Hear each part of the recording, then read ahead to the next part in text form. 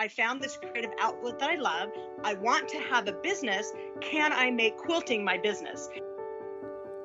Welcome to Make and Decorate, a podcast for makers who love to sew, quilt, and decorate.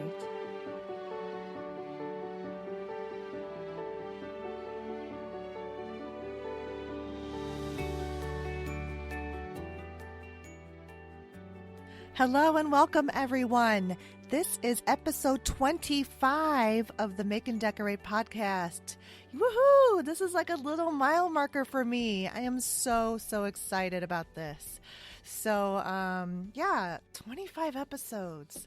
I started this podcast last July, and so I'm so excited to have accomplished this much so far, and I am so thankful for everyone who listens to the show and sends me some beautiful feedback and encouraging words. So thank you so much. I really appreciate you. And as part of recognizing this milestone marker of mine of episode 25, I want to share some of the top countries and cities that listen to the podcast.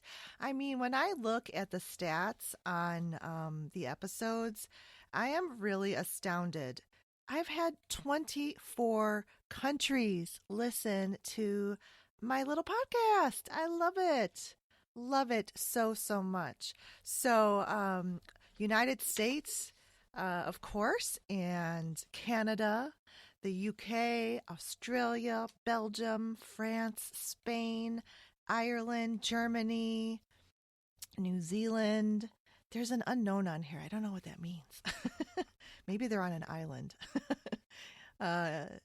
India, Netherlands, South Africa, Sweden, Malaysia, Norway, Italy, Serbia, Croatia, Hungary, Algeria, Mexico, and Ukraine. So that's just really so amazing to know that people all across the world can just tune in and listen. And they do. And I'm so excited and I appreciate it so much. And then there are 410 cities that listen in the United States, and I'm not going to go through all 410 of them because, of course, hello, boring, but I'll just list like the top few. Advanced, North Carolina, and Heathsville, Virginia, Jackson, Tennessee, Colorado Springs, Colorado, Atwater, Ohio, Pelican Rapids, Minnesota, Bluffton, South Carolina, South Jordan, Utah, Nashville, Tennessee, and Bolingbrook, Illinois. So those are the top 10 cities, and it's awesome. I mean, the cities just go on and on and on. I have a lot of California. Woohoo! I love my California listeners. I wish I lived there. And some Texas and definitely up and down the East Coast. So I love it. Love it, love it, love it. And I'm so thankful for everyone who, I say tunes in. That's kind of like an old term, but I mean, that's what it is. You're tuning in and you're listening to the show. So I just wanted to kind of give a shout out to all of you guys. And what else? Oh, it's an exciting episode today. I'll just tell you right now, but it's Christa Watson. Yes, Christa Watson on my show. Woo! This is an awesome episode. So I'll get to that in just a couple of minutes, but I'm going to go through my segment one and kind of give you a little update on what's happening here. Last weekend was the International Quilt Festival, and in Chicago, it was at the Rosemont Convention Center. This show has been coming here every spring for many years, and unfortunately, I found out that this year is the last year that they're going to be here. I heard that they are looking for another permanent location, or there was also talk that they might be moving locations for the spring show, kind of like rotating it. So I don't know what exactly is going to happen next year, but I guess we all need to kind of stay tuned and to be determined. But they also, I think they're based out of Houston, Texas. So that one is definitely still there. And I forget when that is. It might be in the fall. So anyway, about this show, there was a lot of good energy here, and there were definitely a ton of people. And I went on the first day. I went on Thursday, which is supposed to be the least crowded day. And let me tell you, it was crowded. And I just didn't even want to think about what Saturday's crowds would be if this was like the least busy day. Which, I mean, that's a good thing. I mean, you don't want it to be dead, but you do want to be able to move around without like bumping into every single person there. Um, so what I saw, there were a couple of trends that I saw at the show, and one of them was so obvious. It was kind of funny. There were wool press mats everywhere. Like every other booth had their version of a wool press mat. And people were walking around with these press mats in their bags, like sticking out of the bags, and everybody was buying them. So that was hilarious. That was definitely a trend this year. And the next trend I saw was cork fabric. This is the first time I saw cork fabric at this show. I didn't go last year, so it might have been there last year too. But definitely this year. I went 2 years ago and it was not there then. So cork has definitely exploded on the scene. I've been using cork for a couple years now due to Sarah Lawson carrying it in her online shop, So Sweetness. And she's kind of been ahead of that curve for a while now because she's been carrying not only the solid colors of corks, but all of the prints and the textures and the metallic and the pearl finished ones. So definitely check out her website for cork fabric because she's got a really good selection. So some of my favorite booths were Brooklyn Haberdashery, and they're from Brooklyn, New York, and they had a really nicely decorated booth, and they just have these really unique products that are kind of have a vintage feel to them. She had some wooden needle holders and these cute tiny little like ceramic but magnetic needle minders, I guess, or pins. You could put pins, but it was really small. It was cute though. And she's got hand embroidery patterns that were really pretty. So that was Brooklyn Haberdashery. I always love the Mary Flanagan Woolens booth, and they are from Wisconsin, and they have the most beautiful wool fabrics. And this year, they had a theme of woven wool strip projects. So I bought a bunch of pre-cut wool strips, and I mean, they had beautiful pillow woven. They had a wall hanging that was woven, and so yeah, I got that. And oh, there was. I know I'm missing some of my favorite booths, but those are the ones that really pop to the front of my mind right now. And yeah, so that's the Quilt Festival recap.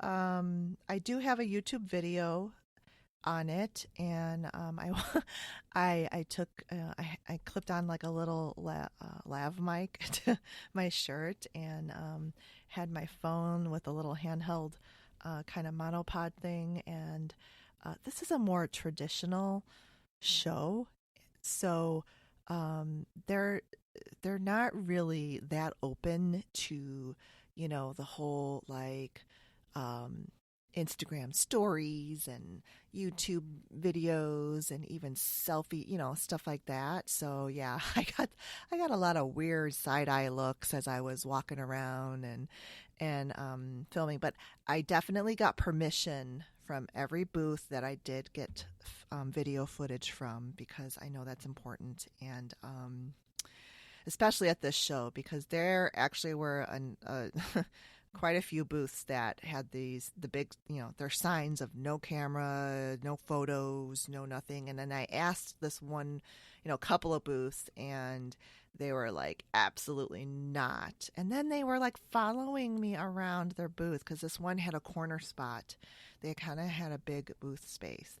And so I just kind of like left. I saw a couple of cute fabrics, but I'm like, I promise I'm not taking any video. That's why I asked permission. So you said no, and I'm not going to take it.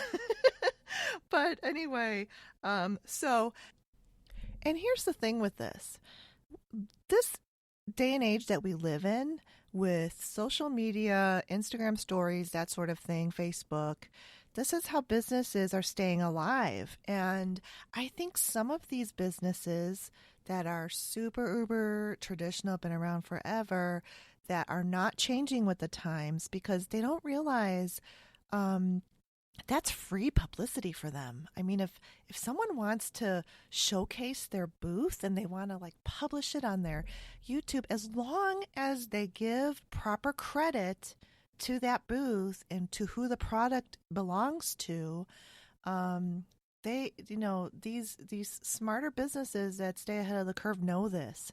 And those were the ones like Brooklyn Haberdashery, like Sally Tomato, that welcomed me open arms and said, yes, please do take photos, and do the proper credit. And absolutely. So, but yeah, I mean, some of these other ones are like, no, you absolutely no. And I think they're afraid of copyright infringement of patterns and stuff like that. And I mean, it's just, in today's world, you've got to be open to some of this, social media marketing, because that really is an important tool, I believe, to stay afloat with small businesses. So anyway, off my little soapbox on that one. And this was the first time that I did any kind of filming of this type on site for a YouTube video. So, the video's good. I edited it and I like it, but I could definitely see my hesitation and reaction to some people there that kind of intimidated me. But I got a couple of good clips. So, and I got a demonstration from TSC, which is it stands for Teacher Stamp Company, but they sell Japanese Sukaniko inks. And you can create your own fabrics with these inks, and then you use shaving cream as carrier, and you can do templates, you can do like a tie-dye look. I mean, it's so fascinating. So he allowed me to film him doing a demonstration. So that's really interesting. You should go take a look at my YouTube video and check it out. Let me know what you think. But anyway, that's the show. So, what else? Oh, in Chicago here, we are getting a glimpse of spring. We're almost, by the time this publishes, we'll be almost mid-March, but it's the time of year where it's very volatile. You never know if you're supposed to wear a winter coat or a windbreaker or what, because it'll start off freezing, then it'll get up to 58 degrees, and then in a couple hours, it's like back down in the 40s and 30s again. So, but it's coming because we're definitely kind of starting to get up there in the 50s. So, yeah, and I'm seeing all the little spring birds out and everything. So I'm getting excited for spring. Okay, the Allison Glass sew along. Of course, I am so totally behind on this. I've been working on it, but I'm just behind. I knew it. I knew that doing a block every single day of the week was going to be near impossible for me. But on this one, I'm not that worried about it because they're little 4.5-inch blocks, and I've kind of prepped a bunch of them. So it's really more of the prep work for me. And then once you start sewing them, it doesn't take any time at all to sew them to get the blocks sewn. So I'll probably work on that definitely over the weekend. What else? But it's cute. I actually love these little blocks, so I do get excited once they're done. And I'm gonna do a video, so subscribe to my YouTube channel because I've been posting a couple more videos up there, and I'm gonna do a video on this freezer paper template technique. Because I think that not a ton of people are familiar with it, and it's just a different technique. And I have seen people post in the Allison Glass Facebook group that are doing this so long that got frustrated, and a couple of people quit like after the first week, and I was kind of sad about that because that was me when I first tried foundation paper piecing, and then I just did the same thing. I'm like, no, this is not for me, not doing it. Well, when I reapproached it and learned and actually found a pattern that I really, really wanted to make, that's when I really discovered some other techniques. And this freezer paper one, I feel it might be a little bit more prep work, but it makes the sewing of the blocks much easier, and it's not as confusing because a lot of times it's confusing to know what size to cut your fabrics. That was the frustration. People were getting upset because they didn't have enough fabric covering the seam allowance for the next section of the paper pieced pattern. So, and that's kind of hard to really gauge unless you've done it, more often, and you kind of know, and people don't want to waste fabric and all that kind of stuff. So this freezer paper piece method actually conserves on fabric, and it makes sure that you have enough fabric to cover all of the seam allowances all around the section. So yeah. All right. Let's just, I've talked enough. You guys are waiting for my conversation with Christa Watson. So here we go. I recorded this episode with Christa in, I think it was like March 7th. So enjoy. And this is I love, love, love this episode. And I love Christa.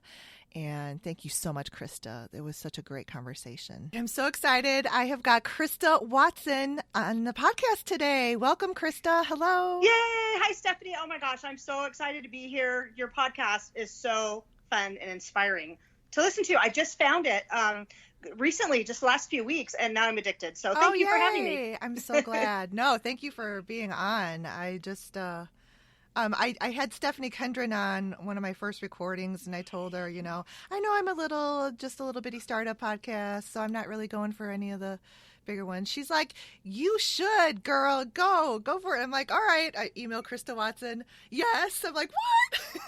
Well, and you know what it is for me? Like, I feel like I'm friends with the podcast people I listen to. Some of them I've met, a lot of them I haven't, but I do this professionally as a living. I quilt almost every day, except for now, because I just moved in and I don't have my sewing machine set up, but I quilt almost every day for hours and hours, and I have to have something to listen to, and I can't watch movies and I can't listen to music.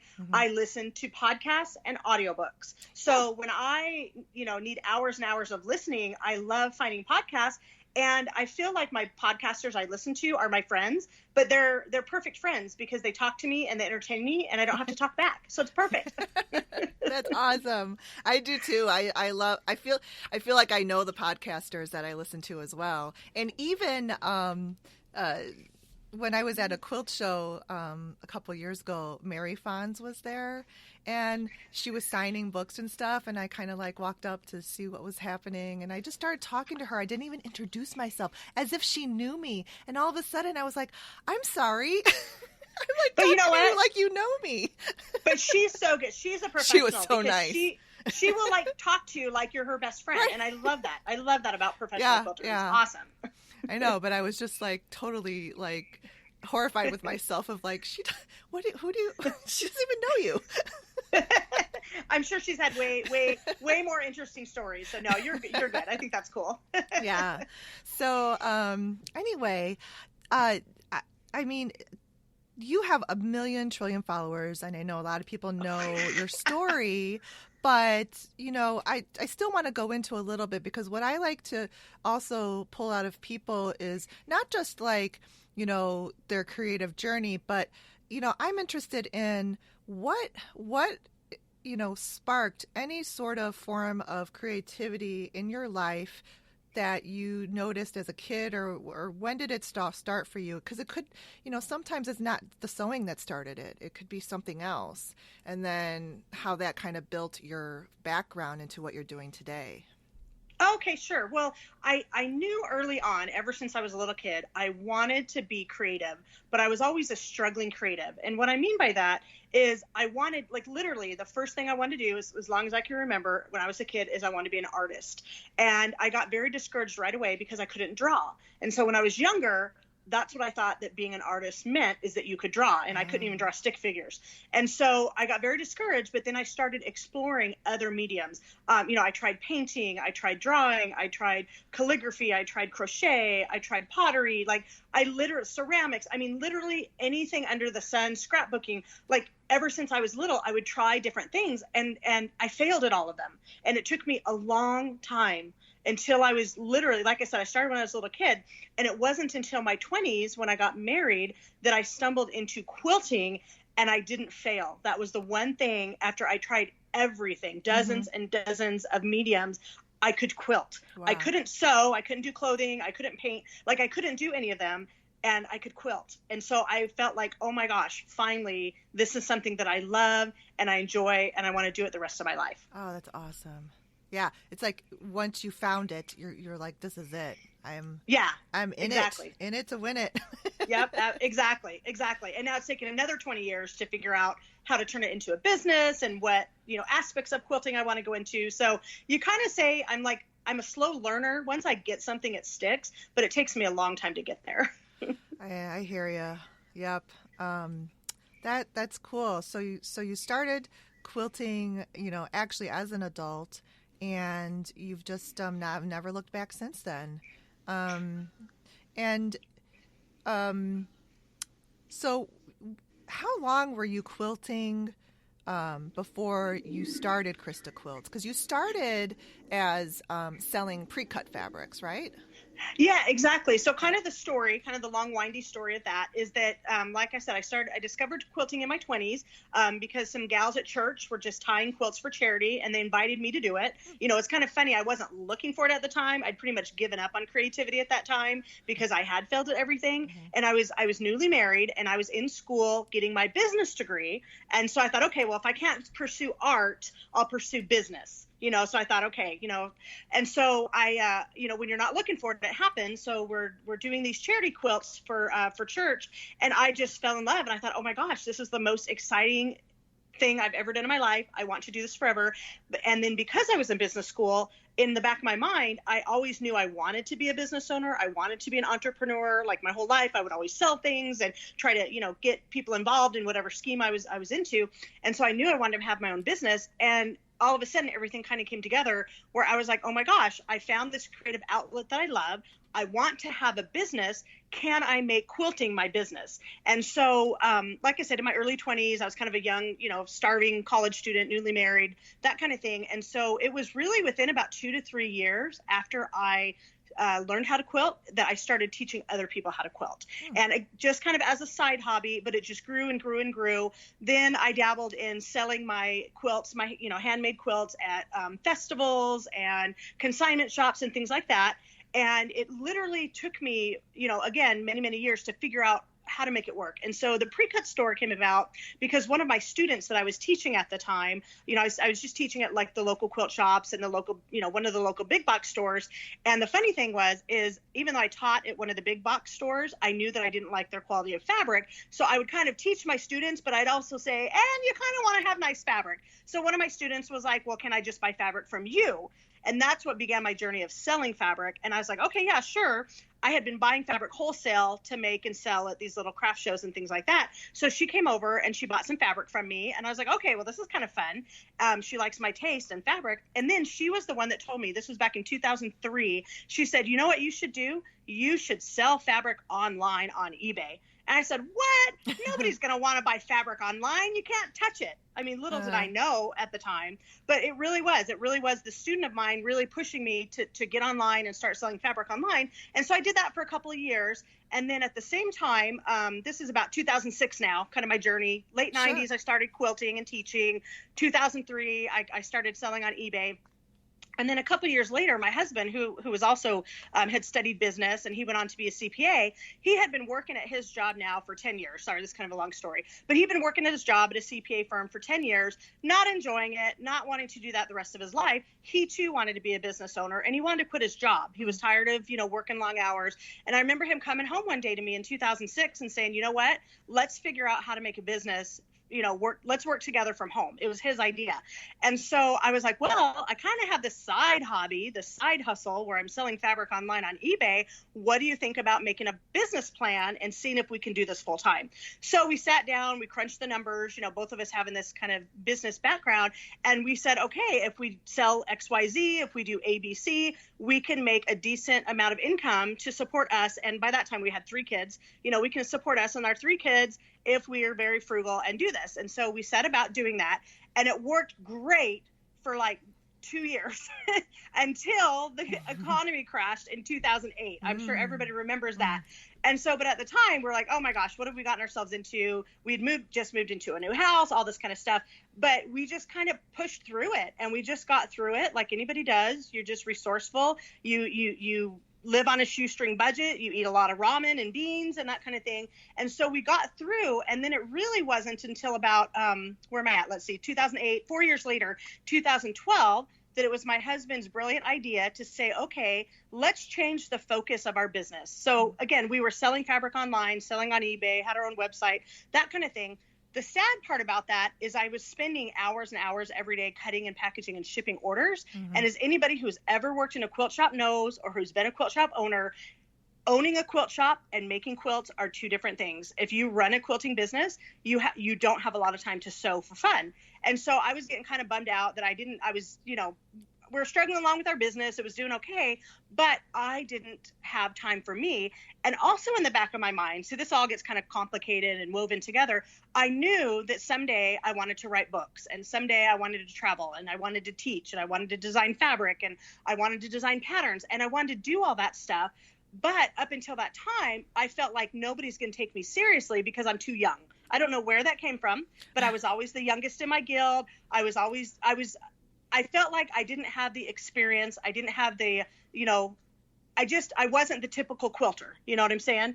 Yeah. And so I was holding back, but it was my husband's idea in 2012 to say, you know what, let's quit cutting fabric out all day and let's just sell pre-cuts, because then we can buy them. They're already done. It can cut down on our labor.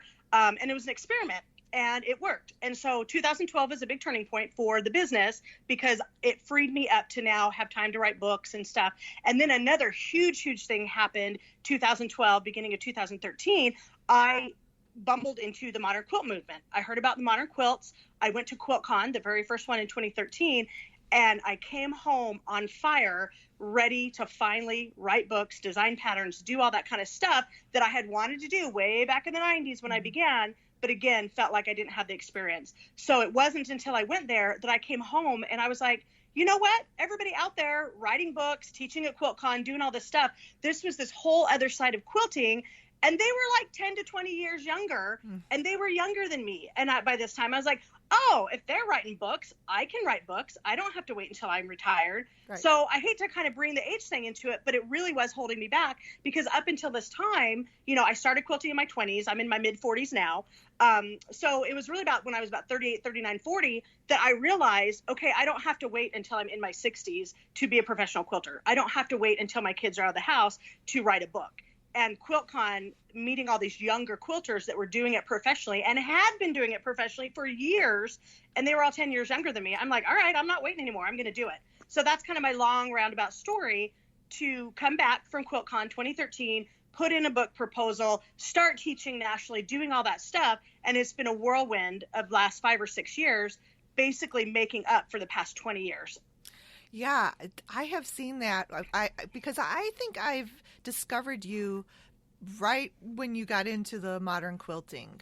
And and I with your pre-cut store, and that actually was pretty brilliant on your husband's part to specialize in a niche business category like that, because I think it set you apart, and people know that some people just quilt with pre-cuts, and that's what they want. So yeah, and I mean, it's kind of funny because my latest book, I mean, kind of jumping around, is all about quilting with pre-cuts, because I was like, oh yeah, we sell them. And at the time I wasn't sure it would work, because I thought, well, people need other fabric to go with it. And then we realized, no, they can get that from other places. If they need backings or backgrounds or whatever, with us just focusing on the pre-cuts, not only did we not have to carry all this inventory of bolts and bolts and bolts, but it, like you said, it was a niche. And what's really been wonderful, like I said, this has been an evolution over, I would say it's been like a 20-something year journey, but it's only been the last 5 to 6 years where we've really focused. And again, once we quit selling fabric by the yard, then I had time to focus on what I wanted to do. And then just a couple of years ago, maybe about 3 or 4 years ago, we really separated our duties. So like people always ask me about the pre-cut store or what I have, and I laugh because that's my husband now. He does that 100%. He does all that. He goes to Quilt Market with me. He does all the buying. He does all the purchasing. Mm-hmm. I get to do what I call the fun stuff, the designing, the teaching, the writing, the whole reason I got into quilting in the first place. So even though it's all under the umbrella of Christa Quilts, he runs the pre-cut store. I run the designer end of it. And now I get to do fun things like design my own fabric, which now I sell by the yard, but I only sell my fabric by the yard. Yes, nobody else's. Yes, I love that. That is fantastic, because it is, as I'm entering into, I've been in interior design for the past like 18 plus years, and have, same as you, always wanted, when I went to design school, and design school was a second career for me. So I went back to school in my late 20s for that. Oh, that's awesome. And I went there knowing that I wanted to have a business, a studio business for my home. So where most of the students that were around me were there to like go into commercial design and, all that stuff. Right. But I was like, no, residential, out of my home. I want to be a business owner.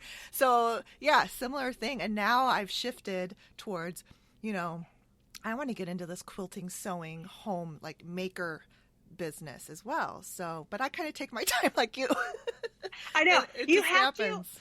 Oh my gosh, I always tell people in my classes, because I teach a lot about machine quilting and stuff, and they get frustrated that they can't just be successful right away or know what they want to focus on. And what I've realized in my own life is it's going to take you a long time to figure out what you want to do in life, in personal, in business, whatever, because you have to weed through everything else. You have to find out what you don't like, what you're not good at, what you fail at. You have to find out all that stuff first before you can find out what you're good at, what you succeed at. And it takes a long time. I mean, it's taken me over 20 years to figure it out.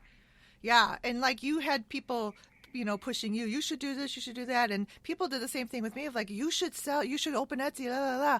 But, I love to make things, but I don't love to manufacture things. Like You're not a sweatshop. No.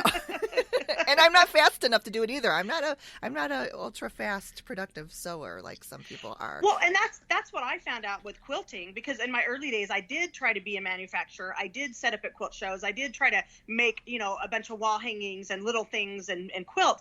And I realized, you just can't do that because you can't sustain that output. Right. And so then once I got into the design aspect and more of the teaching aspect, I realized, I can make one quilt, and from that one quilt, I can sell a pattern for it.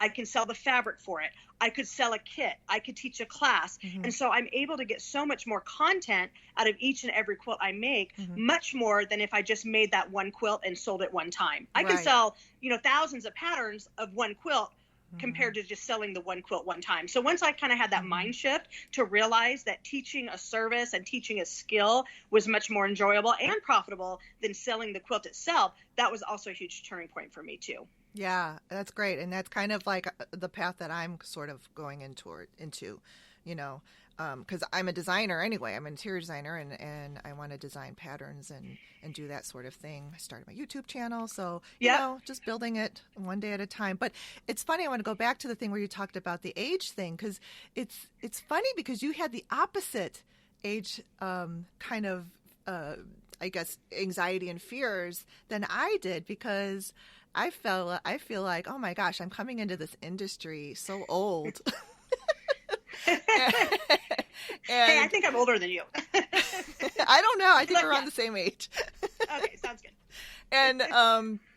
And so it's like, I'm getting into the podcasting and the YouTube, and, they're like, some people, like, and especially some of the younger generation, thinks that you're too old. Like, what are you doing on a YouTube channel? And, so I kind of have that sort of like, oh, am I trying, like, am I too old for this or whatever? But now that I started my podcast and, I've developed a little bit more confidence that I love it. I love podcasting. So that is so fun. And then I realized, go ahead. No, I was just going to say, I saw Barry J do a post like a year ago about her friend, and it was all about ageism. And her friend has 100,000 followers, and she's interior decorator. And like, she was getting all slammed because she was like in her 50s being like a Instagram influencer. And it was just like, what? Well, one thing that I've realized, and of course it's different in any industry, is that, really age doesn't matter. That's only stuff that we put things in our own way. We create our own roadblocks. That's true. And so now that I get out, I mean, yes, there's definitely different demographics with quilting, traditional quilting versus modern quilting. But at the end of the day, if you're passionate about something, whether it's art, whether it's quilting, you're going to find your group. And like I said, no one is really going to matter. I mean, yeah, you've got this all social influencer or whatever, and that's a whole different ballgame. But when it comes to quilting and creativity, I love hearing the stories of like artists like Lisa Congdon that like didn't even start or go to art school until she was in her late 30s, early 40s, something like that. Or other amazing people that didn't start painting till they were in their 70s or whatever. And so really, because of the internet and because of social media, like, you can find your niche. And I think the biggest thing is there's more access for everyone, because back when in the early 90s, when I was learning to quilt, I got my information from magazines and books and traditional quilt guilds. I didn't know. I mean, I knew about art quilting, and now if you look back, a lot of the art quilting that was considered abstract art in the 90s really shares a lot of similarities with modern quilting today. But I never pursued art quilting back then because I was like, oh no, I'm not an art quilter. So I didn't even like get into that. But like Nancy Crow and Gwen Marston and all those gals, I grew up in the 90s hearing those names, but I was like, oh, well, they're art quilters. Well, now people like the modern quilt movement has glommed onto them because they have amazing technique and amazing style. And the whole long-winded point of this is, when you find something that you like and you're passionate about it, age doesn't matter. You just do it and you love it, and your audience will love it too. And as long as you bring that passion and that enthusiasm, nothing else matters. Yeah. And I'm learning that slowly but surely. I have too. And you're right. And it is more yourself or myself getting in my own way. It's true, because once I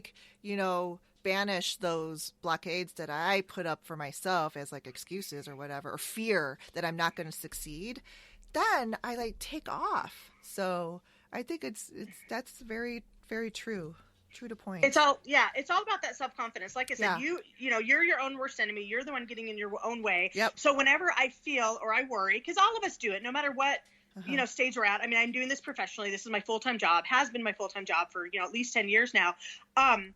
When that niggling voice comes in, that the negative Nelly, that you're going to fail, this isn't going to work, I just say, go out, get away from me, let me act as if I was going to succeed and what would happen. And so it's just overcoming that self-doubt and just doing it anyway. Right. And I always tell this to my kids now, because I've got teenagers heading into young adulthood, and my kids are like, well, I want to do this or I want to do that. And I'm like, you just do it and you just pursue it, and you keep going, even when it looks like it's not going to work, even when it looks like it's going to fail, even when people are, telling you not to, you do it.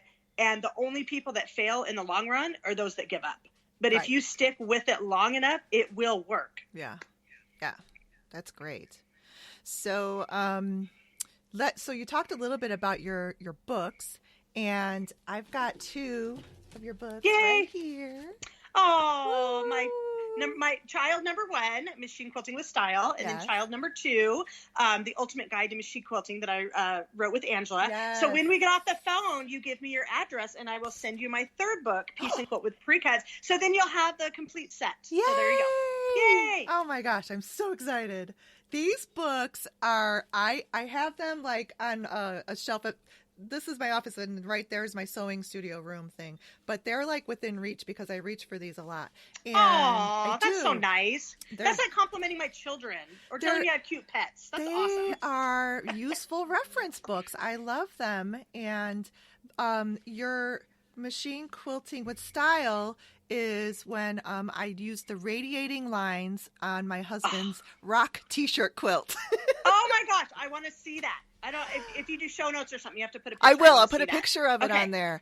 And I have to tell you, that was so fun to quilt because it was freeing. Like and I was still, when I quilted that like a few years back, I was still kind of new to machine quilting and unsure of myself. So I just like got your book and read through it, and I'm like, yeah, these radiating lines, they don't have to be measured or perfect or anything, and it was awesome. And what more perfect of a style of a quilt than a rock t-shirt quilt to like how awesome those oh my gosh lines. Yeah, so that was really cool. I love that. And then thanks. Yeah, and then your book with Angela I love too, and I'm starting to reference this a little bit more now because I'm trying to do the combining of the machine quilt, or now I'm starting to get into the ruler quilting. And nice. Mixing it with free motion, but nice. But there's a quilt in here that and you know what else is cool about this book is that it's color coded, the pages, so you know who is who's talking in the book at whatever point you're at, because Angela's pages are like a teal and your pages are a orange and peach. Yeah, and it was fun to do that because the publisher, that was their idea, and then they had us for the picture of it on the cover. They're like, okay, they told her to like wear something teal, and they wore, me to wear something kind of orange, and so I had fun going shopping for like all these outfits to kind of figure out, okay, what's going to look good on the cover of the book. But yeah, it was oh my gosh, it was so amazing. For those of you, I mean, I don't know who has not heard of Angela Walters, I know, Midnight right? Quilter. She's amazing. Oh my gosh, she's amazing. I have a funny story. I always go off on tangents. So that's what we're going to do. And I wrote that book together, and then she went on later to write a book with Tula Pink, which is awesome. So now whenever I see Tula Pink, I say, hey, you're my author-in-law, because we both wrote a book with Angela. Right? You're one big family. I know. I love it. I know. She was working on her book with Tula, I think, right when we were wrapping up working on our book, and I told her, okay, you quilt around, that's totally fine. But anyway, she was amazing. She was such an amazing person, and if you've ever met her in person, she's just sweet and genuine and just passionate about what she does. Passionate for long arm quilting. Yeah, and I love that. I love that. I haven't met her yet, but I want to. I intend to. She's awesome. And when you get us together, like taking pictures, like I'm the short one. So she's the tall one. I'm the short one. and it, that really comes out of everyone and when I talk to people, it's just like, you can tell when someone's passionate about what they do because it just exudes joy and positivity, and I love that. I gravitate toward that. So I love that about you guys. But look. Oh, thank you.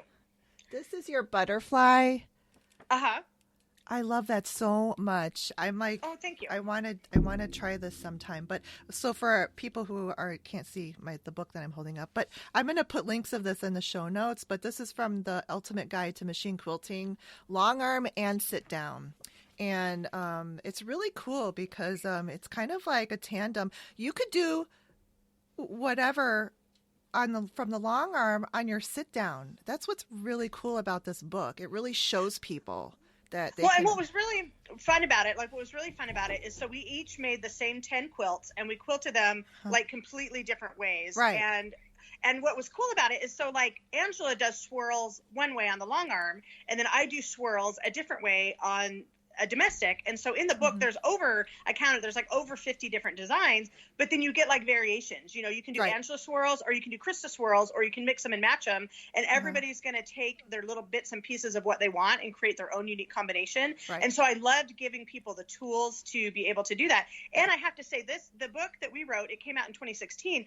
I have been super impressed with Angela, because when we first wrote the book, she was not a sit-down quilter at all. She was just a long armer, and I cannot long arm to save my life. However, now that she's been doing like the Midnight Quilt Show for Blueprint, you know, formerly Craftsy, she's taught herself to be a sit-down machine quilter, and she's good.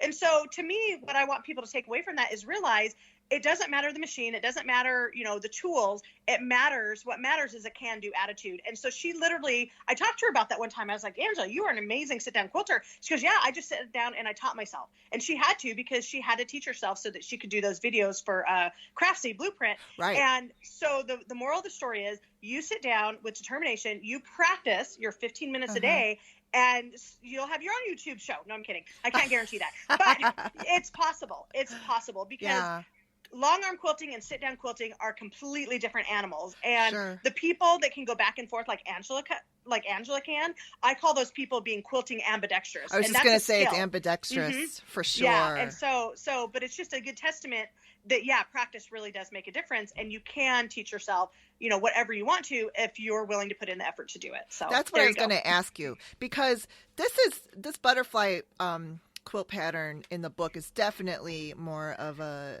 intermediate advanced, I would say, level. Yes, I agree with So that. I'm not there yet. I'm not there yet. But these little circles in the butterfly wing, I've practiced those. So like I see components in there that you kind of build as you're learning the techniques. Yes, exactly. And then you put them together. Yeah, so that's cool. I'm looking forward to kind of getting up to that point.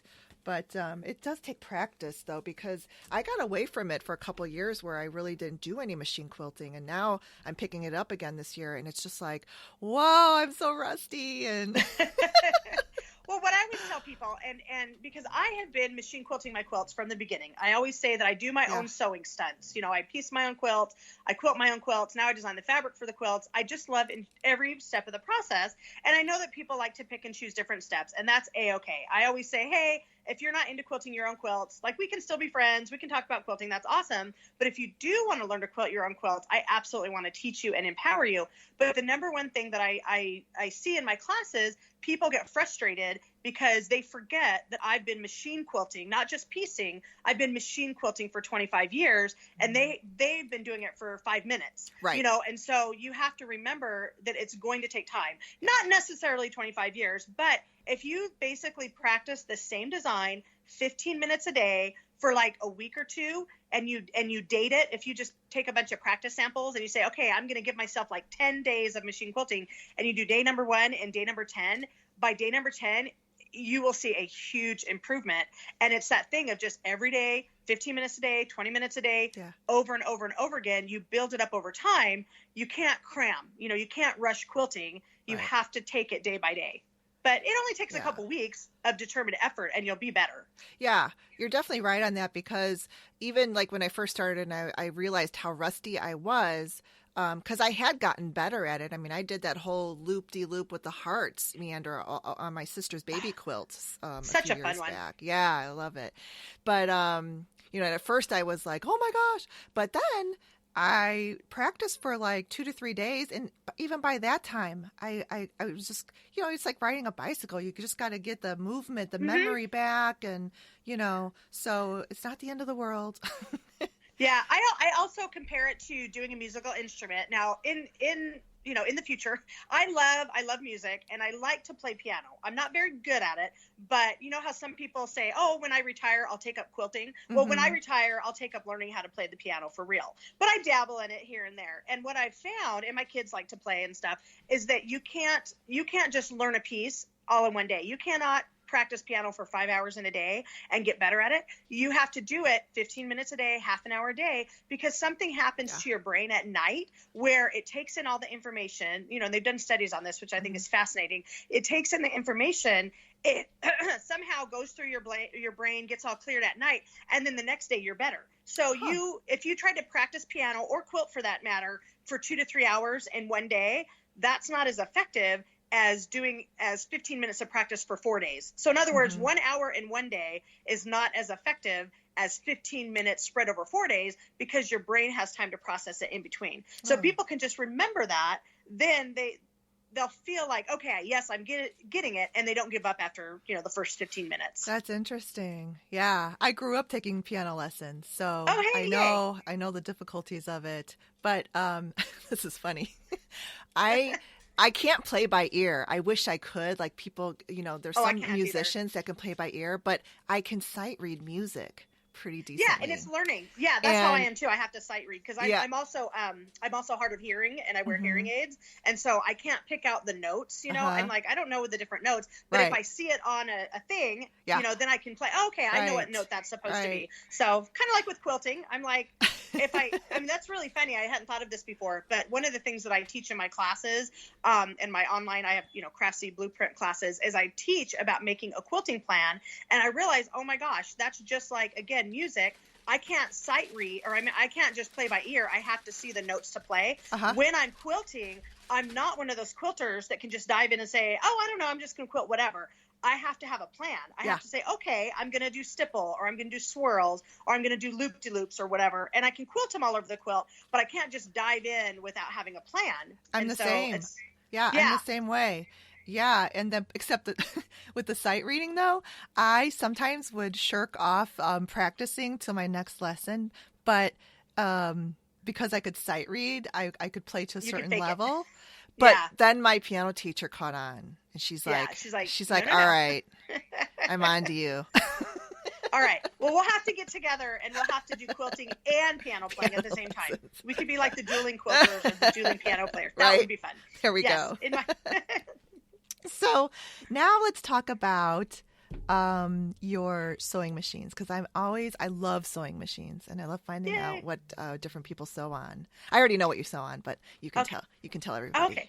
Well, so another funny story. So remember that story I said a friend of mine taught me how to make charity quilts for church. Yes. So after we were just tying them and having so much fun, the gal that was kind of in charge of it all back, 25 years ago, she's like, oh, you really like this quilting thing, huh? I said, yeah. She goes, why don't you come over and I'll give you some quilting lessons and I'll teach you how to quilt. So she was amazing. So up until this time, I'd never heard of any sewing machine before. My mom had always sewn clothing, and she just had a, cheapy Singer from the 70s. And so I thought, oh, okay, Singer, that must be like the #1 brand. So I walk into this lady's house, and I'm all excited. But then I see out of the corner of my eye, she has this sewing machine I'd never heard of before. I thought, oh, she must not know what she's doing. She does not have a Singer. She has this machine called a Bernina. Like, who's ever heard of a Bernina? Which, I'm now a Bernina ambassador. But so that was my first experience ever quilting. And so I wouldn't say my first machine. My first machine was just kind of a used hand-me-down thing. But as soon as I could, I saved up my money. I got a used Bernina for my first one, and I've been sewing on Berninas ever since. I just love the stitch quality. I love how they feel. I just have good results every time. Yeah, that's great. I just got my first Bernina maybe like 3 or so years ago, and it was a used one. And, oh my gosh, it was because I had been sewing on Baby Lock, which is also a good machine. Oh yeah, those are great machines, yeah. I just always wanted to try and to sew with a Bernina because, it was just like Swiss technology and, all that. It's just, it's like, buying the Rolls Royce of sewing machines. And I knew that it was expensive. I mean, that's the whole big thing, but I just, so you buy your first one used. I mean, that's what I did. I bought my first Bernina used for like less than half the price. I used it for literally 15, 16 years. Awesome. And the thing I always tell everybody is you do not have to have all the bells and whistles to start. So I always say, had I not bought that cheap used Bernina, it would not have given me the experience I needed to quilt a big queen size quilt on 6 inches of throat space until I was at the situation only about 5 years ago when I could finally get like the machine of my dreams, you know. Right. So you don't have to start off with the big, most expensive machine. Right. It's more important to just start with what you can afford, get the nicest one you can afford. And then as you become a better quilter, better piecer, you'll understand the features that you want. Like what I love, because I do a lot of walking foot quilting and free motion quilting. So I'm always switching my feet. I'm switching back and forth between walking foot and free motion. And so for me, the number one thing that I loved about that machine that no other machine had was clip on, not snap on feet, but the whole foot comes off. Yeah. Without having to put just flick the lever back and forth. I love that too. Yeah. And you don't have to unscrew anything. No. Yeah, whenever I see people in class having to whip out their screwdrivers to unscrew their foot, I'm like, no way. It's like it's one-handed. I switch off the foot one-handed, put the other one. But anyway, but again, I always tell people, you know, buy the machine that you have. You know, I teach on a variety of machines. And again, the most important thing, rather than spending, you know, thousands of dollars on a machine, is, do you have a good attitude? Are you willing to put in the work? Are you willing to figure it out? And then you're going to have good results no matter what machine you have. Right. Absolutely. So how do you become a Bernina ambassador? I always wonder that because I see all these ambassadors of all the different products, but do they ask you, or do you know, do they notice you, or do you ask them, or? It's a lot of kind of a big variety. And this will go into something I was thinking about earlier in getting ready for, you know, to chat with you. And I know it's not a business podcast, but I always love to share, whether it's quilting, whether it's business, you know, and I love answering stuff like this. What I did, and I know everybody's instance is different, is I didn't even know about ambassadorships until I went to this business conference back in 2013, the magic year. That was my turning point year. And I went to this conference called, oh my gosh, what was it called? Sewing Summit, I think. They only had it for a couple of years.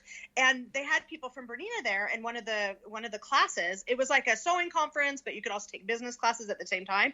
Fabulous. Which, by the way, sorry, I have to give a little plug. They're doing a similar conference by totally different people at Quilt Market in the fall called Threads of Success. So a little plug, if you're interested in getting involved in the quilting industry and you're new and you want to answer questions like, how do I become an ambassador? How do I write a book? Blah, blah, blah. This thing called Threads of Success at Fall Quilt Market. And I'm actually teaching one of the classes. But anyway, back to 2013. No. So there was a similar type conference that was called Sewing Summit.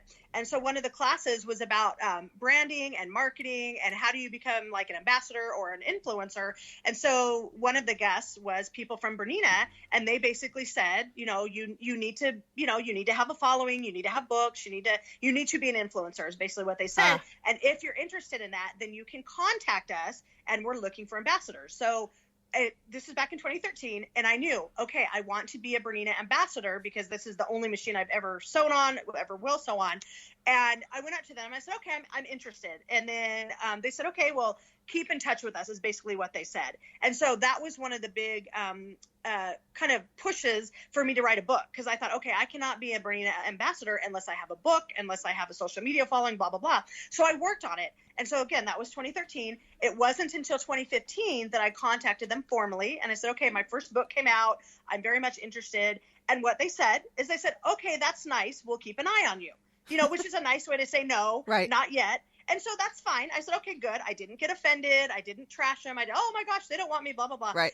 I was like, okay, I'm not big enough yet. I'm not big enough. I only have one book. So then I kept in touch with them. I met with them at Quilt Market. I said, okay, now I've written the second book, you know? And so by the time I wrote the second book, because I had established this relationship with them over the last like 2 to 3 years, they knew who I was. I wasn't somebody out of the blue. I wasn't cold calling them. Right. And so then I said, okay, how about now? You know, am I big enough now? And they said, yes. They said, yes, we would very much like you to be an ambassador. And from that, the reason I bring that up and go into detail is you have to ask people over and over and over again. And they're going to say no. 9 times out of 10, they're going to say no. And so if you give up on the first no, you're not going to get anywhere. So you have to ask and go again and again and again. And going back to that idea, yes, they do ask some people to do stuff for them, but most people go to them. Even Tula Pink went to them, you know. If you have a company that you work with, and this is just my personal thing, like I work with EQ, I work with Orifil, I work with Martingale, I'm trying to think all the companies that publish my books, my patterns, you know, all that stuff. I go to them, and my whole philosophy is I'm using your product anyway.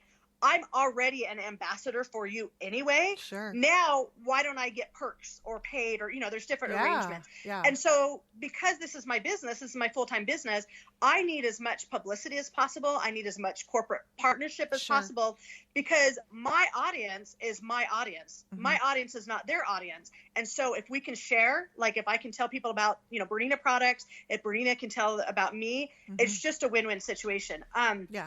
And so how did I get that? I asked for it, and they said no twice, and they said yes the third time. And so again, you don't give up. It's that you don't stand in your own way. When someone honestly tells you, no, you're not a big enough name, you don't get mad at them. You say, okay, I'll come back to you when I am a big enough name. You know what I mean? Right. And from that one thing, from that getting the Bernina ambassadorship, then I went on and I taught craftsy classes. And then I went on and I became a fabric designer. Because what a lot of people do not know, Bernina owns Benartex, which is a big fabric company. Right. Benartex has been around for over 20 years, and Bernina bought them about 11 or 12 years ago when the original owners retired. And so because I had my relationship with Bernina, then that led me to fabric design with Benartex, which would not have happened had I not written books, which would not have happened had I not gone to QuiltCon, which would not have happened if back in 2006, I hadn't decided, you know what, someday it's going to take me 5 to 10 years. Someday I'm going to write a book. I think the biggest thing that people get frustrated with is they want to do it now. They want to write a book now. They want to be a fabric designer now. They don't realize that Angela Walters and Tula Pink and Elmer Burns and Mary Fons, they don't realize that all these people did not become an overnight success. It took them 5, 10, 15, 20 years or more. And so just like you have to practice your quilting, you have to practice your success. You have to be patient for your success. And it's just, the joys in the journey. So I could go on and on about that. But this is so good to hear, because in our day and age today with the social media and just the way that we live, our society lives every day, things are presented to us as instantaneous. Instant influencer, instant success. And it's good to hear this. It just makes me feel really good to know that, okay, I'm on the right track, and I'm doing the right thing, and I'm not so lagging far behind, because I didn't know that you were told no twice. I want to give a seminar, this is funny. My seminar that I'm teaching at Threads for Success or Threads of Success.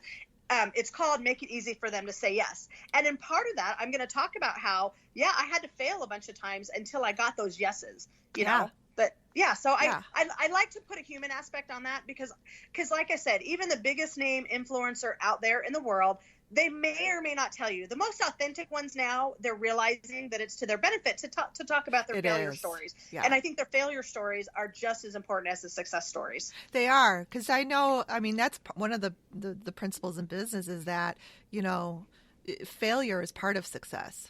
That's part of, becoming success. Because being afraid to try will get you nowhere. And I have experience with that. The internet has been a double-edged sword. Social media is amazing because you're inspired and you get to see what people are doing, and it allows instant access.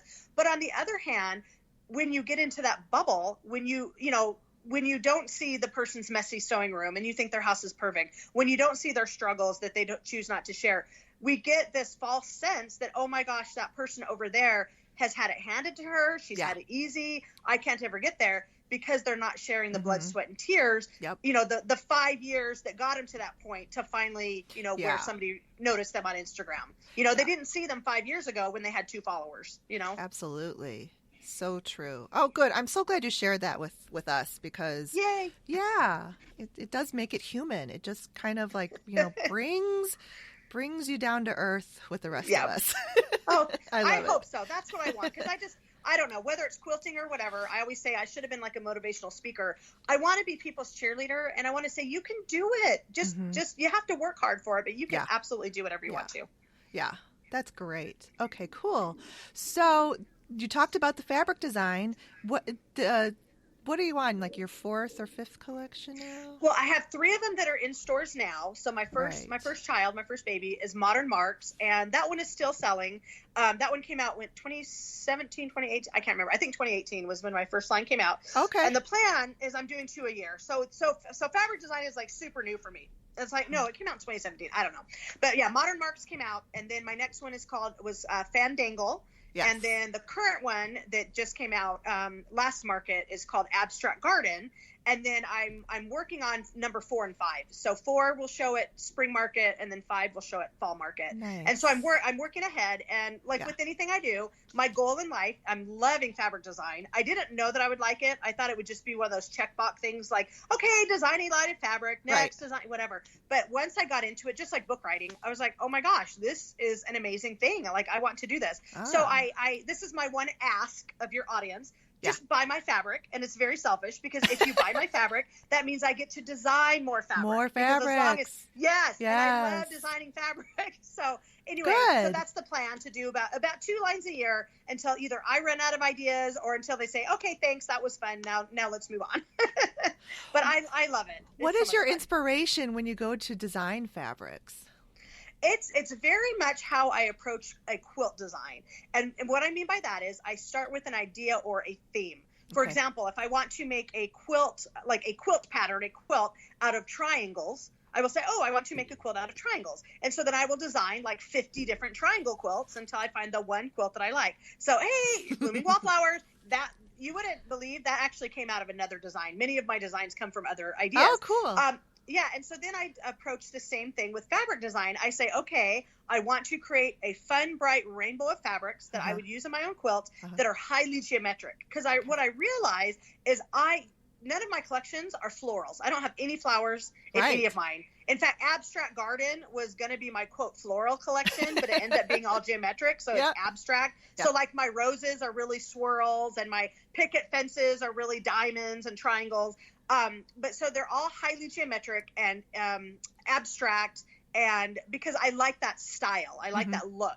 And so that's what I start with. And then now that I've got 3 collections under my belt, I have a lot of rejects. I have a lot of failures that didn't make the collection. So now when I design future collections, I first go back through my rejects and I say, can I pull this piece in? Can I rework it? Can I play around with different color, different scale? Yeah. And so, in fact, Abstract Garden, the picket fences print actually was a reject from Modern Marks that couldn't work with Modern Marks, and so then I brought it back in later.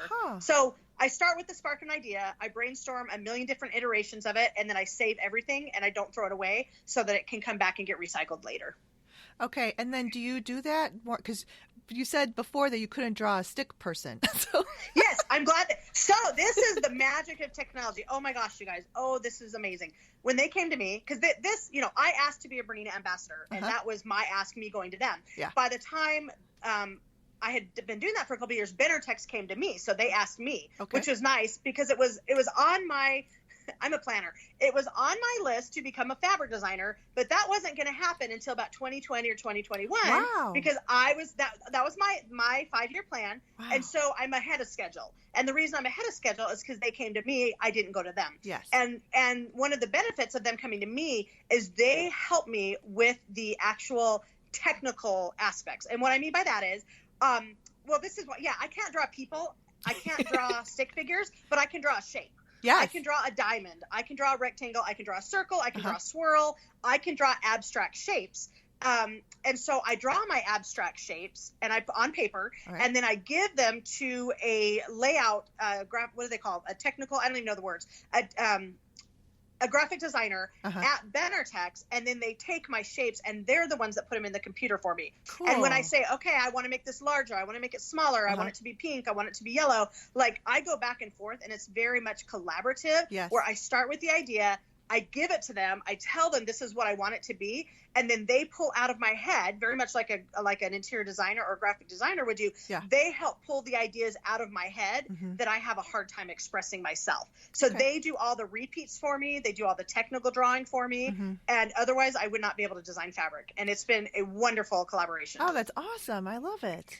Cool. Yeah. And then, they'll have ideas too. Like they might come to me and they might say, oh, your little swirls or your little pluses like might look better in this arrangement. So I'll start with like one idea. I'll give it to them. And then from that idea, they'll do like 3 different arrangements of it. And they'll say, okay, which arrangement do you like better? A, B, or C? And then I'll say, oh, I like this one. And, but let's scale it up. Let's scale it down. So it's able to like, it would take me a long time to learn how to do that technical aspect of it. So I'm so glad they helped me out with that. Oh, I like that. That's cool. Yeah, the way I look at it is I look at, some people make quilts, but they don't do the quilting. They have someone else do it, or they tell someone else. Right. And so that's how I am with fabric design. I'll do all my own quilting, but then I'll take my swirl and I'll say, okay, I don't know how to physically make this swirl 50% smaller, but I know it needs to be. So can you make this 50% smaller? And it's awesome. Cool. Yeah, I've got your abstract garden fabrics. Oh, yay. Yeah, really cool. So, and with that, which is going to bring us into the next topic I have, is that, I think I don't know, but I mean, from what I see, that your fabric collections are hugely loved and thank you. Thank you. Just a huge hit with across the board. And part of that, I think, is your Facebook group. And you do a lot of self-marketing that really spreads the word. You design quilt patterns to use your fabrics in, and it's easy. It's easy for people. It's just like, because, people don't necessarily have the confidence or they don't want to pick out fabrics for a certain pattern. So you've just got it there for them, and they can just make these fantastic quilts and don't have to like stress or get anxiety over how to like start. Like, where do they start? Because sometimes that's what it deters people from even making a quilt. It's just, I just can't even start. I just don't even know. So I think that your Facebook group is really very good at that, because you show people all different kinds of versions of your quilts with your fabrics. So, and then I just wanted you to talk about your Facebook group and how you stay accessible, because sometimes people have started Facebook groups and then the Facebook groups have blown up and gotten so big. And I know it's a lot of work to manage it and to moderate it, but you're still always there. You're on there daily posting and replying to people. So how do you do that? Oh, thanks. Well, I'm very scheduled and I'm very organized. So I kind of keep a to-do list of what I want to do. For example, right now I'm actually doing a quilt along. And so the whole reason I started my Facebook group was I wanted a place where people could come and they could share not only what they're working on, they could ask machine quilting questions. And also I started it as a place for people to gather. Because, back in the old days, 5 years ago, people interacted. People interacted more on blogs. And so you'd leave a comment, I'd leave a comment, whatever. We've gotten away from that. And Instagram is fabulous. And I love Instagram. But I needed a place to gather. And way back in the day, like 10, 15 years ago, when the dark ages of the internet, I did a forum. And, that's where people would go. And those got old and clunky. There were Yahoo groups, all that old kind of stuff. Those got kind of clunky. But with the advent of Facebook and then Facebook groups, which are relatively new, I realized that's my gathering place. That's where people can go and I can make announcements. I can let them know what's going on. But that's where they can share with me. That's where people can post their progress. They can't post pictures on their blog. They can't, or on my blog. Not everybody's going to see it. And so if they can post it there and have this interactive community, and I think what keeps it vibrant is that other people participate. I haven't had to add moderators or administrators yet, because people in the group keep the conversation going. And it's not really that much work for me to check it first thing in the morning and maybe once or twice throughout the day and a little bit later. And it's not like I'm getting thousands and thousands of comments. Someone will post something or they'll ask a question. And so it's just part of my process, because I'm working from home, and I'm working. People are like, oh, how do you get all this done? Well, because I'm working 10 to 12 hour days, and so I'm spending 2 to 3 hours a day online, different throughout the day. And so it's just part of my process. And then I'm very real. I'm very genuine. I'm very me. I love people. I love quilters. I love having friends. I love the fact that I get paid to have friends that like what I do. And so it's very easy and natural, because I'm not looking at people as my customers. I mean, obviously my supporters, my fans keep me in business and help me, pay for my mortgage. But at the same time, these are my friends and they're supporting me and I want to support them. And that's one of the things I love about social media is it gives you that direct access to people that you admire and follow. And even though, a lot of people wouldn't realize this about me, I'm very much an introvert. I still like interacting with people, and I like having. Well, this is what I realized. No, this is what I realized. I can go out there and I can put it on, and I can talk to, like I was at QuiltCon and I was lecturing and teaching and demoing and all that kind of stuff, and I can talk to hundreds of people all day long. But when I get home, I have to have 3 to 4 hours of silence, of quiet. Mm-hmm. When I got home from QuiltCon, I had to go hide under a rock for 3 days. Mm-hmm. I haven't posted very much the last couple of weeks because I've been recovering and moving. But I love people and I love having friends, but at the end of the day, I have to have quiet time and I have to have recovery time. And that's what the mark of introvert. It's not whether or not you can get along well with people. It's whether or not do you go for 10 hours and then do you go to the party at night and then do you get up the next day and do it all again? No. At QuiltCon, I was home in bed in my, in my room at 9 o'clock. Oh, wow. Yeah. Because I had to teach a 9 o'clock class the next day. Right. No, and that is true, the mark of introvert, extrovert, because I'm the same way. I'm definitely introvert, but it's because extroverts can do the same thing. They can be out there with the people and talking and center of attention or whatever, but that they feed off of it and that energizes them.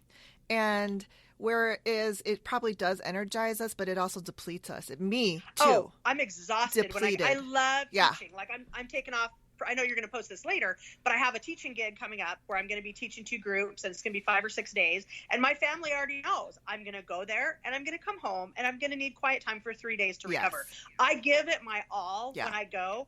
But the only reason I can do that is because I have to come home and I can't schedule things back to back. Like I only I only travel about once a month because I can't be gone every other weekend because it takes me that long to recoup when I'm done. Yeah. Yeah. And it's good that you know that about yourself too. I mean, I've learned that about myself as well. And I just know I just need that downtime. I need to recharge. Yep, exactly. Because it puts you so much out of your comfort zone, but but when you are around the people who are like you, that's why it's easier for you to like talk and be interactive with them. So, exactly. And I just, the biggest thing that I've wondered is like, I ask myself this all the time. Why do I teach? Why do I travel? Why do I do this? And it's like, I had this need, like I have to, because I feel like I know this information and it kills me if I can't share it. Like that's how I process information is I share it. So if I figured out a design or if I figured out a technique or a new pattern, I can't just sit on it. I have to put it out in the world. Otherwise, it just sits in my brain and it takes up like mental energy. Yes. So I have to. That's why I write books and design fabrics and design patterns because otherwise my brain would explode. And we get to experience that sharing from you in a positive and great way. I love it. It's so cool. Oh, thanks. Yeah. And because you are so, open and I just think that people enjoy that about you and your authenticity. Thanks. Yeah. And I don't know how to be any other way. and that's why it's so easy for me to talk to you too, because I mean, you are like it's a funny term, but people say celebrity, but you kind of are. I mean, you're out there and everybody knows. I mean, you probably sell your patterns and fabrics around the globe, the world. Do you? It's funny. You're going to give me a big head. No, I'm kidding. It's nice. It's really neat. That's one of the things I love about, like, I do in-person teaching as well as online classes, is that when I get to meet with people in person, I get a lot of good feedback. I get a lot of like, oh, I really like that pattern, or I wish you could do this, or can you do this? And I love that. I love getting that interaction because then it helps me become a better teacher and a better quilter. Mm-hmm. Yeah. But what I'm trying to, I mean, not just to like try to like, kick up your ego, but it's just that you are all that, but I still feel like I can talk to you like a friend and a person, and I don't have to feel like, oh my gosh, I'm so worried and nervous. I hope so. I want to maintain that because that's my favorite aspect. I've had, it's funny. I told you earlier, I do all my own sewing because I love that part of it. And I've had a lot of really nice offers from people, and I know they mean well, where they're like, oh, well, now that you're getting more stuff out there, like you need people to sew for you. I'd love to sew for you. And I was just like, you know what? If I ever get to the point where I cannot make my own quilts, then I will quit. Yeah. I don't want, like, I like that part of it. Just like Right. interacting. I like interacting with people. I Yeah. don't ever want to get to the point where I can't answer my own emails and I can't talk to Mhm. people. You know, I might take a day to respond Mhm. or whatever, but I just, to me, the community aspect of it, I mean, Yeah. that's why I do this. I could do another job and wait, you know, I Yeah. could be a CPA. I could do all this other Yeah. stuff and probably make like way more money, but Right. I have satisfaction out of Mhm. seeing somebody make something with my pattern Mhm. and that smile on their face when they're like, I did this and, you know, I made it myself. I love that. That is great. And you know what I just learned recently is actually from a client that I was at her house yesterday. We're working on this huge project, and her daughter is a student in college, and her roommate is like this master's in art. She's an artist, Uh-huh.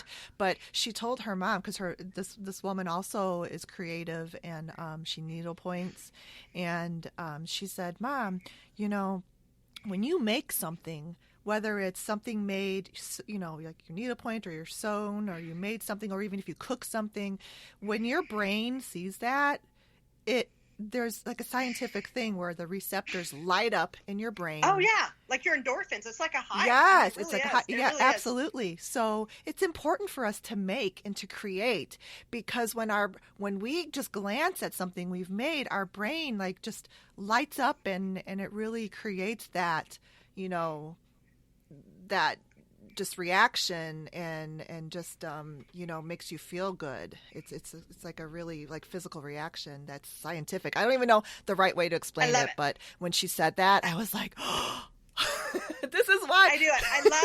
I love when science glorifies quilting. It's like, yes, Yes. you know, it is cheaper than therapy, and yes, it does help your brain, and yes, it does give you Yes. that mental boost. Yes. Like, I love that, because it's like, oh, quilting's like my medicine, you know. Of course, Yes. I think that one's already taken. That's Angela. She's like, you know, quilting is my therapy. Her therapy, It's totally true. It's I all mean, of our she's right about therapies, that. though. It is. It really for sure. is.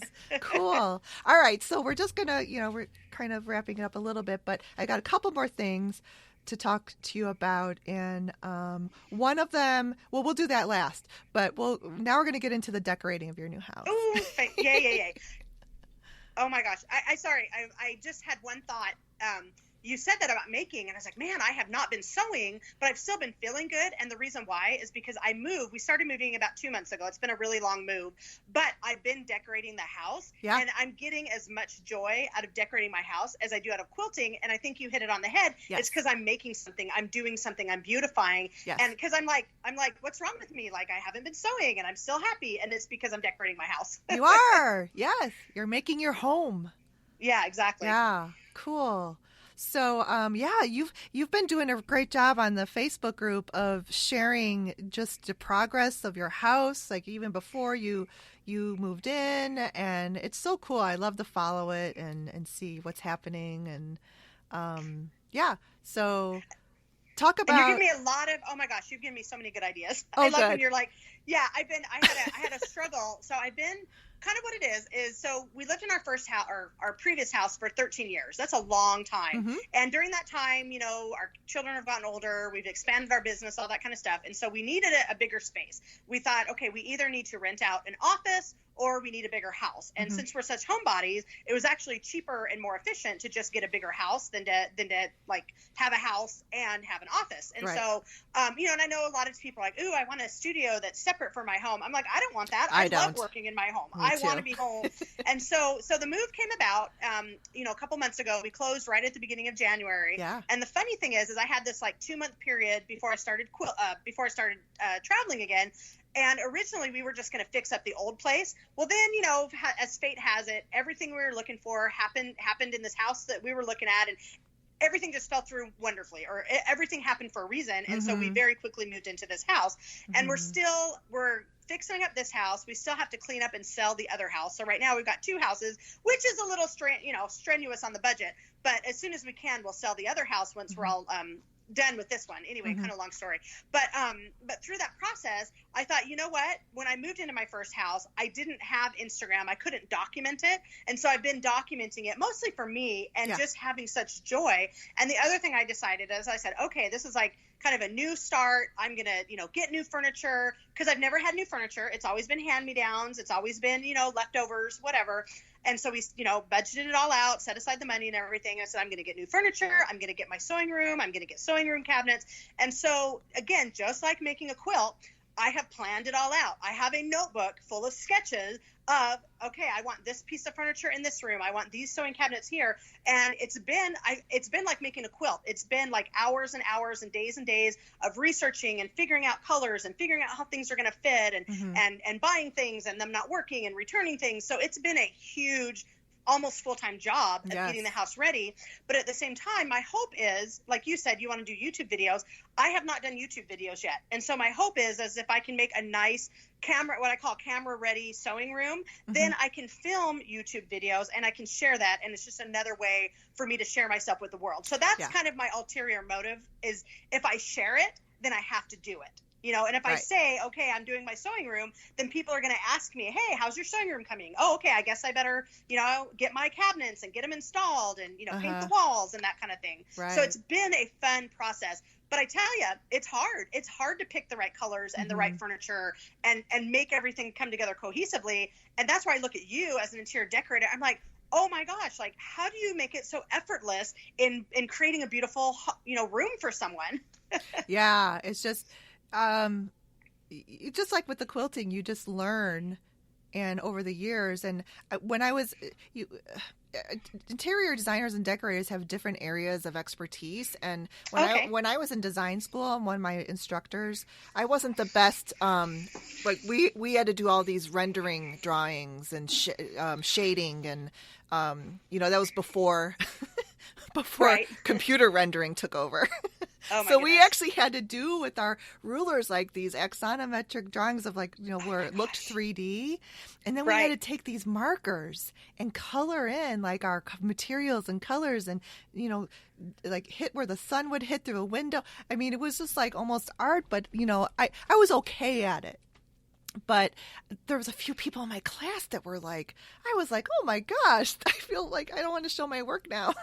They were definitely more artists. But my thing was, and the teacher said, you have no problem with color. Color is like your thing. And I was like, I take that with me today. She was my favorite instructor because she could zero in and point out people's strengths and really lift them up. And because it was, there were some hard times at design school. That's amazing. So color is my thing. I just, that's why when you had that thing with your the wall color that you were unsure of, and I mean, I'm seeing like everybody with the comments, and I'm like, I don't want to, it's too dark. Discourage anybody else's comments or anything. And that's why I sent you a private message. And I'm like, you can take this or leave this, whatever. But this is what I recommend. Because what had happened, is I was so excited. I was like, I'm going to have color. I'm going to have, because I have this dining room where it's a separate room and the walls are kind of like a brownish tan. And I said, okay, instead of an accent wall, I want an accent room. So I want to paint the whole room a shade of blue, turquoise, teal. Right. And so I found this gorgeous shade. And me not knowing, it was way too dark. And I posted on Instagram, it's beautiful, it's wonderful. And it was, but it was too dark. It was too intense. Yeah, it was too intense. And so you suggested like greener and lighter or whatever. And it took me, oh my gosh, it took me hours and hours. And I had to have it, I don't paint, so I had to pay somebody. So it cost time and effort. And so I failed the first time. It wasn't what I wanted. So I did it again. Anyway, so I had the room repainted. And that was the right choice. It was. It was lighter. It was still the same color family, but it was a lighter version of it. And I'm realizing, oh my gosh, paint is like making a quilt. If you want dark colors, you have to do that with accents, with pillows or candles or whatever. You don't paint the whole wall that intense color. And so I didn't realize that until after I had gone through that. And you can, like, I don't know if you can see it in my office, but I have dark navy blue walls. Oh, not right next to like white cabinets, and it looks awesome. You need the contrast. Awesome. The contrast. Yeah, right. I wasn't. That's what it was. Is I didn't have enough contrast in the room. And right. Now I do. Right. Yeah. That's it. Hey, with a quilt, most successful quilts have contrast. You have to have your darks, your mediums, and your lights, and your Yep. Yeah. And so same thing with the house, but It is. I would love, oh my gosh, I would love, I should have done art. I should have been interior decorator. I mean, shoulda, coulda, woulda, but I've been enjoying decorating, and I'm loving all the little tips that you're sharing with me. It's so great. Yeah, no, I love it. And when you're sharing, you have a good eye with those, your kitchen counter stools in that, because it was kind of like a reddish orange, so faux like leather the on there. Couch, so I had a lot of very intense, like teal, basically. And my husband, this is funny, I should listen to him more often. He was like, no, you really need like contrast. You need to get some red in there. It's like, oh, I don't know. And then we put these bar stools that are, it's kind of it's an open area. So I've got like this teal couch. I've got this kind of light teal walls in another room. I've got some red candles. And then I brought in these red bar stools. Like, oh my gosh, that just totally made the area. But now I need to do more things, like I need to get an area rug, and I need to get an end table, and I need to get pillows, and I need to get little accent pieces that bring in like more of that red, so it's not like just the one area. So to me, that's the fun part, but also the hard part, where it's like, okay, I can't find the right shade of red pillows, so I guess I'm just going to have to make them. Sure. Yeah, absolutely. And I you can don't do that. You don't have to have everything done at one time. That's the other thing too that overwhelms people.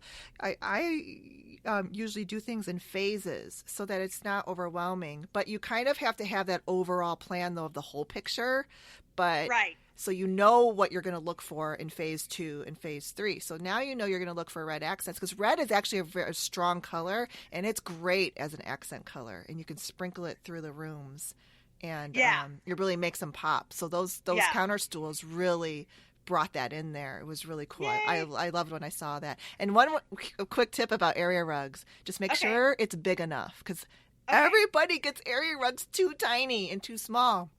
So let me ask you. Let me ask you. So, like, I want to put an area rug under. I've got couches, and I've got chairs, and I've got like a big coffee table in the middle. So I'm assuming it should be big enough to either reach the couch or maybe go under the couch, or something. If you can get it to be extend under the couch, it would be best, because what it does is it expands that seating area.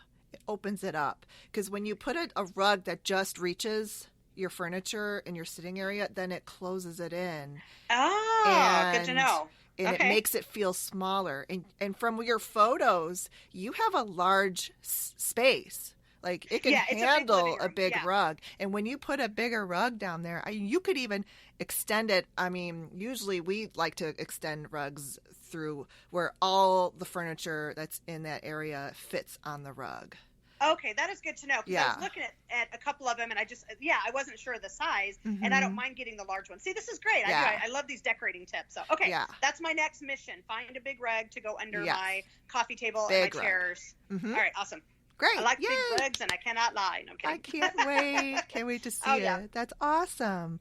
All right, so the last thing I have for you is just what is upcoming in 2019. Well, you already said that Threads of Success is coming up in the fall, right? Yeah, that's going to be exciting. It's an inaugural event. I'll be at both quilt markets doing fabric. I will be teaching. I'm not teaching as much this year because I'm trying to find the happy balance between, a million trips. My one exciting thing, my older son just moved down with us to work for us, and that's exciting. Oh. So when my younger son had just left, I kind of shared this on social media. I saw that. He went on a church mission to China. He's going to Hong Kong. And so that was kind of sad, but then my other son decided to move back in. So I'm like, yay. And my daughter's still at home. So she didn't want to be an only child. So we're excited about that. Aww. So he's gonna work for us and kind of help us with the business. And then I'm just going to keep working on my house. I mean, it's been an ongoing process. I'm setting up my sewing room right now. I need a new sewing table.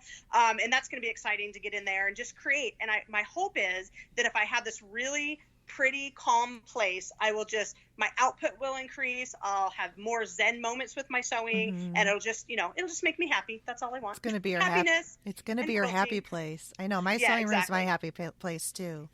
Yeah. So that's great. Why. Well, you keep giving me those tips. When you see something, you give me. Yeah, you give me those ideas. Ask me anytime. No. Okay. problem. Awesome. I will. Cool. So, Christa, I'll get any links that you want me to put on the show notes. Okay, great. and put everything on there. And thank you so much for being on my show. I'm so excited. I've just been looking so forward to this conversation. So, oh, thank you. It's been so much it. fun. And luckily, we're talking right now. They're actually installing my cabinets in my sewing room right now. So I'm in my bedroom. My door's closed, and it hasn't interrupted us. So I'm really glad. No, so it's been great. I hope to come out of there. We've been talking for a while, and I hope to come out of there, and it's going to look amazing. Oh, I know. And you're going to show pictures, so I can't wait to see. Yeah, for sure. Well, good. This was awesome talking with you, Stephanie. And thank you for your last few podcasts you put up. You've kept me company. Like I said, I'm not sewing right now, but you've been keeping me company as I've been packing and cleaning and mopping the floor and unpacking boxes. So awesome. I've been enjoying that very much. Thanks. So you're part of my move. Thank you. I love to hear that. Okay. Oh, awesome. We'll talk to you later then. Okay. Bye, Steph. Bye. Oh, wow. I just loved this episode. I loved chatting with Christa Watson, and I know it was a little bit of a super long episode, but it just, for me, it didn't feel like it.